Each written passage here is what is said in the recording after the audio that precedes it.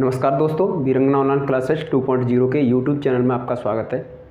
आज हम पढ़ेंगे आधुनिक भारत की कुछ महत्वपूर्ण तिथियां, ठीक है, जिसमें आपको मैं 1905 बोले तो बंगाल विभाजन, ठीक है, बंगाल विभाजन से लेकर के और आपको यहाँ पर आप देख रहे होंगे 1920-22 बोले तो असहयोग आंदोलन। और इसमें क्या है कि 1905 था, 1905 में बंगाल का विभाजन हुआ था। उस समय जो लॉर्ड कर्जन थे उनके कार्यकाल में हुआ था। उसके बाद क्या था कि 16 अक्टूबर सन 1905 को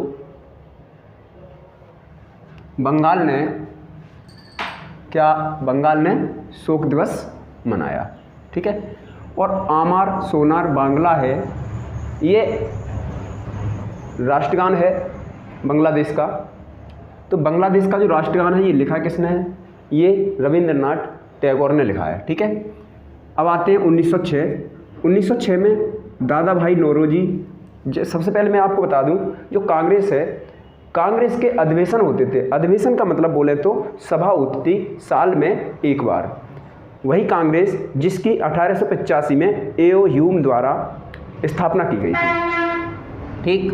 देखते हैं तो 1906 का कांग्रेस का अधिवेशन था और इसमें कहाँ पर अधिवेशन था? कलकत्ता में। कलकत्ता में कांग्रेस का अधिवेशन था। इसकी जो अध्यक्षता कर रहे थे वो दादा भाई नौरोजी कर रहे थे। इन्होंने स्वराज शब्द का उल्लेख किया था। सर्वप्रथम स्वराज शब्द का जो उल्लेख किया था दादा भाई नौरोजी ने किया था, ठीक है। उसके बाद 1906 में ही मुस्लिम लीग की स्थापना हुई। मुस्लिम लीग की स्थापना 1906 में। उसके बाद 1907 में सूरत अधिवेशन, जिसकी अध्यक्षता कर रहे थे रास बिहारी घोष। रास बिहारी घोष सूरत अधिवेशन था, उसकी अध्यक्षता कर रहे थे। इसमें क्या था कि जो कांग्रेस के गरम दल और नरम दल, जिनको उदारवादी और उग्रवादी नाम से नेताओं को जाना जाता है, उसमें क्या था कि 1907 जो सूरत अधिवेशन था उसमें अलग अलग हो गए थे दोनों। बोले तो ब्रेकअप हो गया था, दोनों का ब्रेकअप हो गया, अलग अलग हो गए दोनों 1907 में। कारण क्या था ये भी देख लेते हैं। नरम दल वाले चाहते थे किसको? रास बिहारी घोष को नेतृत्व मतलब ये करें। उसके बाद गरम दल के चाहते थे लाला लाजपत राय करें, ठीक है, नेतृत्व। लेकिन क्या हुआ, इन्हीं दोनों इसी बात को लेकर मतभेद हुआ। उसके बाद ये अलग अलग हो गए। लेकिन फिर अध्यक्षता किसने की? रास बिहारी घोष ने। अब आती है बात 1908 पे। 1908 में क्या था? मार्लो मिंटो सुधार आया और इसकी जो सुधार की जो नीति थी वो थी बांटो और राज करो। मार्लो मिंटो सुधार, इसकी नीति थी कि बांटो और राज करो। अगला है 1911। 1911 में दिल्ली दरबार लगा था और दिल्ली दरबार लगा था और कार्यकाल किसका था? लॉर्ड हार्डिंग द्वितीय का। लॉर्ड हार्डिंग द्वितीय। दिल्ली दरबार लगा क्यों था? लगा इसलिए था कि विलियम मेरी महारानी थी और जॉर्ज पंचम ये भारत आए थे, तो उनके स्वागत के लिए दिल्ली दरबार लगाया गया। उसके बाद आती है सन 1914। 1914 में क्या था? 1914 से लेकर के 1918 तक प्रथम विश्व युद्ध चला था। तो उसके बारे में देख लेते हैं। प्रथम विश्व युद्ध चला था, ठीक है। एक तरफ कौन था? जर्मनी, ऑस्ट्रिया, इटली, टर्की, और दूसरी तरफ क्या था? फ्रांस, रूस, इंग्लैंड, जापान। पहली तरफ क्या था? Germany, Austria, Italy, Turkey. दूसरी तरफ था फ्रांस, रूस, इंग्लैंड और जापान। ये थे प्रथम विश्व युद्ध में, जो सन 1914 से लेकर के 1918 तक चला था। आगे आती बात 1916 की। 1916 लखनऊ अधिवेशन। इसमें क्या था? जो लखनऊ अधिवेशन हुआ था इसमें समझौता हुआ और ये जो अलग हो गए थे उदारवादी और उग्रवादी, कांग्रेस के नरम दल और गरम दल, ये अलग हो गए थे। वो दोनों आपस में मिल जाते हैं फिर, यानी ब्रेकअप जो होता है वो पेचअप में बदल जाता है, ठीक है। आगे देखते हैं। आगे है मॉन्टेग्यू घोषणा पत्र और इसमें क्या था? 1917 में हुआ था। ये मॉन्टेग्यू घोषणा जो थी भारतीय सरकार अधिनियम 1919 का आधार बनी। ये क्या बनी? भारतीय सरकार अधिनियम 1919 का आधार बनी मॉन्टेग्यू घोषणा पत्र, ठीक है। इस घोषणा को उदारवादियों ने भारत के मैग्ना कार्टा की संज्ञा दी। इन्होंने जो उदारवादी थे, जो कांग्रेस के नेता, उन्होंने भारतीय, यहाँ पर क्या लिखा हुआ है? इन्होंने भारत के मैग्ना कार्टा की संज्ञा दी। उसके बाद देखते हैं तिलक ने इसे सूर्य विहीन ऊषा काल कहा। जो हमारे बाल गंगाधर तिलक थे उन्होंने इसको कहा सूर्य विहीन ऊषा काल। आगे देखते हैं सन 1919 का अधिनियम आया। इसमें क्या था, इसके द्वारा प्रांतों में द्वैध शासन, यहाँ पर क्या है, द्वैध शासन प्रणाली लागू हुई। सन 1919 का अधिनियम आया, उसमें प्रांतों में द्वैध शासन की जो प्रणाली थी वो लागू हुई। अब आते हैं भारतीय स्वतंत्रता संघर्ष में महात्मा गांधी जो आए उनका क्या क्या योगदान रहा।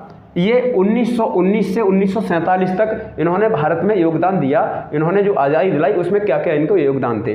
वैसे बात कर लेते हैं यहाँ पर गांधी जी का जन्म हुआ था वो आपका, वैसे तो यहाँ पर 1869 से मैंने डायरेक्ट लिख दिया 1948, आप देखें पढ़ें, ठीक है। जो गांधी जी का जन्म हुआ है वो 2 अक्टूबर सन 1869 को पोरबंदर गुजरात में हुआ था, जबकि इनकी मृत्यु हुई थी वो 30 जनवरी सन 1948 को, जनवरी सन 1948 को हुई थी, ठीक है। देखते हैं, सबसे पहले देखेंगे गांधी जी का पूरा नाम क्या है, मोहनदास करमचंद गांधी था, जिनका जन्म 2 अक्टूबर 1869 को हुआ था, ठीक है, पोरबंदर में। इनके पिता करमचंद गांधी थे, माता इनकी पुतलीबाई थी, और इनका विवाह 1883 में कस्तूरबा के साथ हुआ।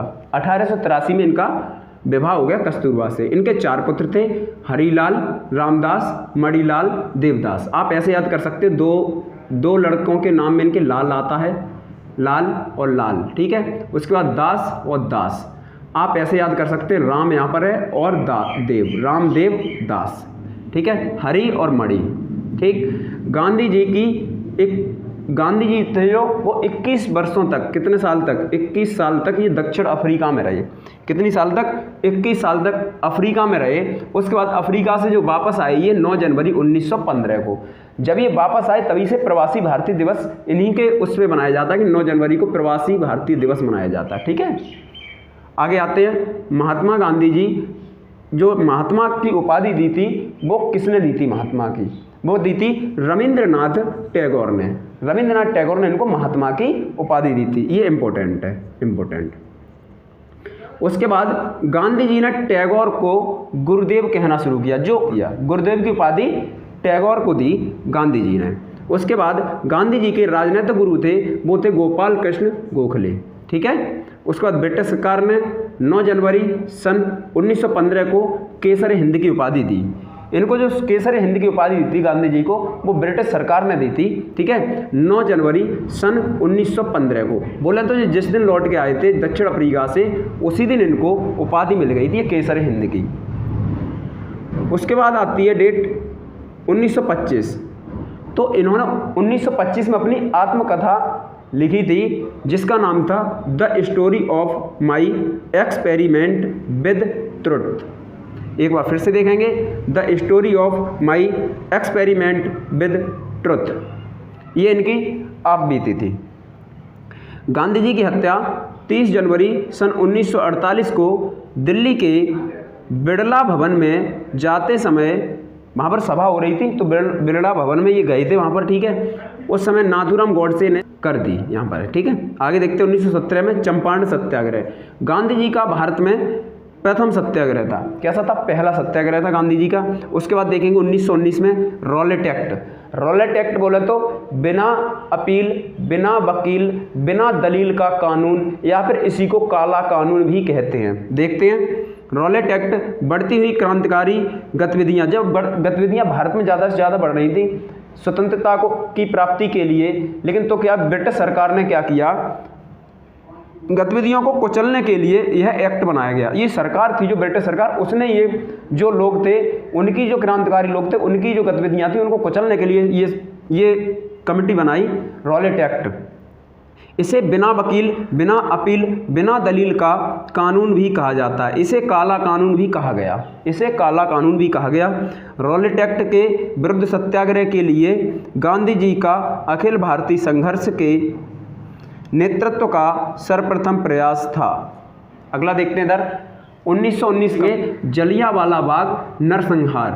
13 अप्रैल सन 1919 को अमृतसर के जलियांवाला बाग में किचलू और सत्यपाल की गिरफ्तारी के विरुद्ध शांतिपूर्ण आयोजन किया गया। ये शांतिपूर्ण आयोजन था किचलू और, जिनका पूरा नाम था सैफुद्दीन किचलू, सैफुद्दीन किचलू और सत्यपाल की गिरफ्तारी के विरुद्ध में शांतिपूर्ण धरना चल रहा था, वहाँ पर शांतिपूर्ण आयोजन हो रहा था।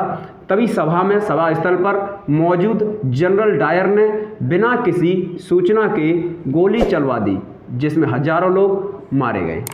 इसमें क्या हुआ, जो जनरल डायर था उसने गोली चलवा दी और जो सैकड़ों लोग बिना कसूर के थे वो भी इसमें मारे गए, जिस कारण रविंद्रनाथ टैगोर ने नाइटहुड की इन्होंने क्या किया, अपनी जो उपाधि थी वो वापस कर दी। ठीक है, नाइटहुड अर्थात सर की उपाधि वापस कर दी।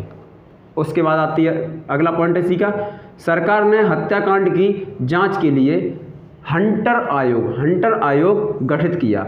अब बात क्या थी कि जब 1919 में ये हुआ था नरसंहार, तो उसमें जो सरकार थी तब ब्रिटिश सरकार थी, तो इन्होंने हंटर आयोग तो बनाया, लेकिन उसने भी क्या हुआ कि सटीक जानकारी बोले तो एकदम सत्य बात नहीं बताई, उसने भी मौतों को छिपाया।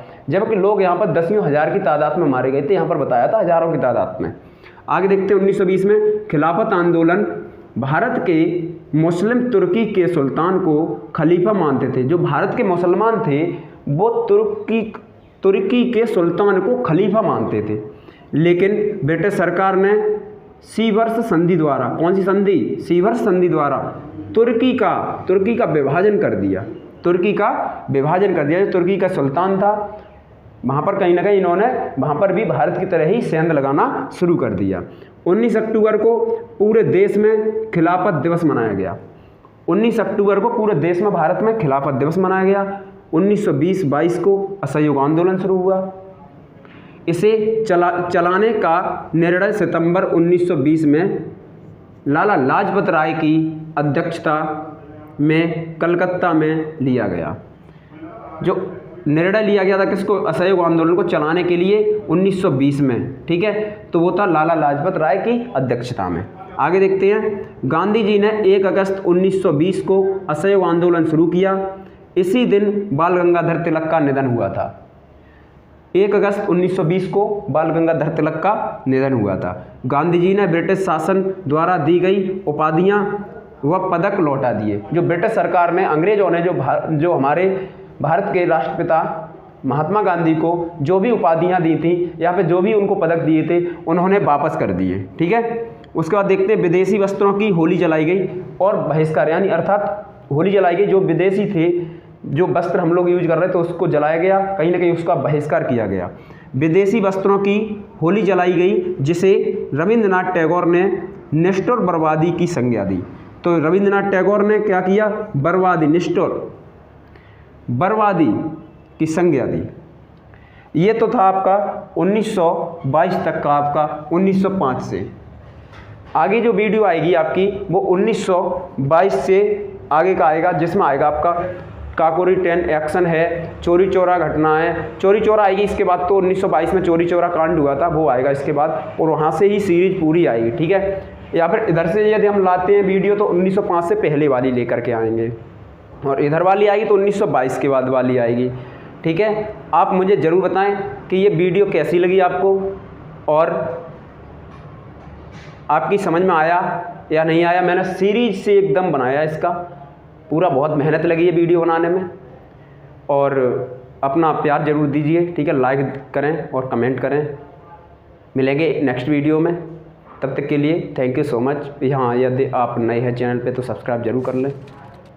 Thank you so much.